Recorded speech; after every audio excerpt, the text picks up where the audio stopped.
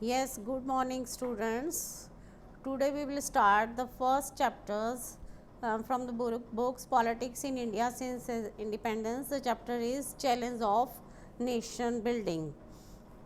First one is at the time of the midnight on 14th and 15th August 1947, India attained independence. कि उस समय India ने जो है इंडिया को आज़ादी प्राप्त हुई और उस समय जो सबसे पहले जो था Jawaharlal Nehru the first prime minister of free India addressed a special session of the Constituent Assembly that night. This was the famous tryst with destiny speech. ये इसके बारे में क्वेश्चन आ जाता है कि who speech was known as tryst with destiny. कि इसमें the tryst with destiny speech was driven by the first prime minister of independent India Jawaharlal Nehru while addressing special sessions of the Constituent Assembly as the midnight on 14th 15th अगस्त 1947. इसके बारे में अक्सर जो है ये question आ जाता है. ये फर्स्ट जो है बुक में फर्स्ट ही पेज पर फर्स्ट जो क्वेश्चन है इसको अंडरलाइन कर लीजिए. ये it's very important questions. And next page there are the challenges, the three challenges before India faced three challenges on the eve of the independence. कि जब देश आज़ाद हुआ तो इंडिया के सामने बहुत सारे challenges थे. The main there were three challenges. First one was accommodation and unity, and second one establishment of democracy, and third is development and well-being. First, accommodation and unity. Accommodation and unity, the first challenge was to shape a country that was united, yet accommodation of the diversity in our society. कि हमारी society को सबसे पहले unite करना सबसे ज़्यादा important था कि उसको यूनाइट करना कैसे किया जाए. बिकॉज यहाँ पर जो है डिफरेंट लोग से, डिफरेंट कल्चर्स, हर एक का पहनावा डिफरेंट लैंग्वेजेस. तो सबसे मेन चैलेंजेस जो था उस समय ये था कि accommodation and unity. And our nation was a land of continental size and diversity. In India, people speak different languages and follow different cultures and religion. It was believed that the country could not be kept united for long. There were serious concern about the future of India.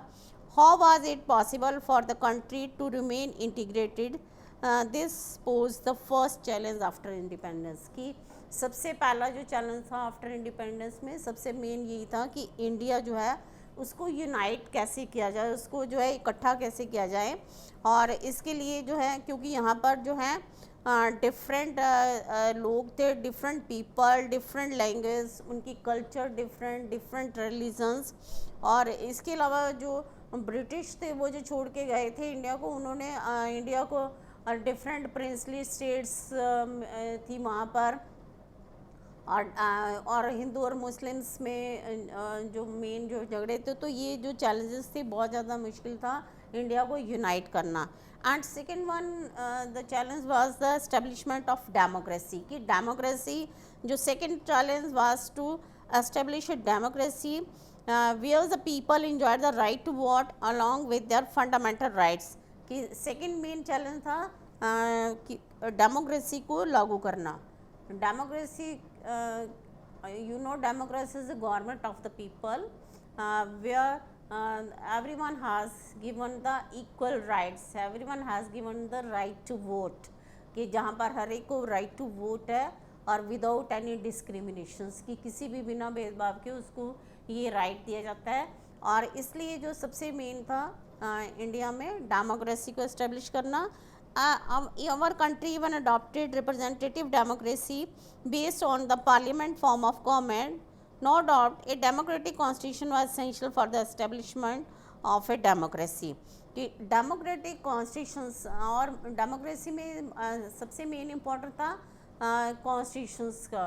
कि constitution जो है उसको बनाना और उसको उसके लिए जब तक कोई भी और रूल्स एंड रेगुलेशन जो है रिटर्न में नहीं होते उनकी कोई भी वैल्यू नहीं होती। तो इसलिए जो है मेन पर्पस जो था डेमोक्रेसी लाना और एक डेमोक्रेटिक कॉन्स्टिट्यूशंस बनाना। And third one is the development and well being. The third challenge was to provide for the development and well being for all sections rather than a few principle of equality to all with special protection to socially, educationally, economically and culturally disadvantaged group and religious minorities was to be the co-part of our constitution ideals। कि मेन जो था हमारे that is the third challenge was our constitution was. Third क्या main challenge था कि जो सबसे पहले डेवलपमेंट वेल बींग्स, यहाँ जो पीपल थे peoples were very poor and unemployment थी, गरीबी थी। और मेन जो था बाकी जो पार्टीशंस की वजह से वहाँ पर लोगों में बहुत सारे लोगों के अपने घर छूट गए थे और उनके पास खाने को कुछ नहीं था। तो सबसे मेन जो हमारे पास प्रॉब्लम थी सबसे पहले वो ये थी कि इनके लिए equality to all with the special protection, उनको प्रोटेक्ट करना socially and economically, culturally, educationally. Most of the people at that time were illiterate. उस समय बहुत सारे लोग जो थे अनपढ़ थे, पढ़े लिखे नहीं थे और इकोनॉमिकली वीक थे। सोशली जो है उनमें डिफरेंस था, जो है बहुत ज़्यादा गरीबी थी, अनएम्प्लॉयमेंट थी। तो मेन हमारे सामने सबसे मेन जो था कि जो है कॉन्स्टिट्यूशन, ऐसे आइडियल्स को उसमें कॉन्स्टिट्यूशन बनाए जाएं जिसमें कि लोगों को इक्वल राइट्स दिए जाएं, फंडामेंटल राइट्स दिए जाएं। These provision are given in the directive principle but now were they were to made effective to solve the problem of poverty, economic development was a big challenge। कि सबसे main जो India के सामने challenge था that was to remove the poverty, to solve the problem of poverty and economic development. कि एक तो गरीबी बहुत ज़्यादा थी, सेकेंड जो है लोगों के पास रहने को जगह नहीं थी, और सेटलमेंट, रिफ्यूजी सेटलमेंट भी सबसे मेन जो था। आफ्टर इंडिपेंडेंस बहुत सारे जो रिफ्यूजीज जो है वो पाकिस्तान से इंडिया में आ रहे थे। तो उस समय सबसे मेन चैलेंजेस था कि उनको कैसे जो है रीसेटल करना और पॉवर्टी को कैसे दूर किया जाए और इकोनॉमिक डेवलपमेंट जो है कैसे की जाए।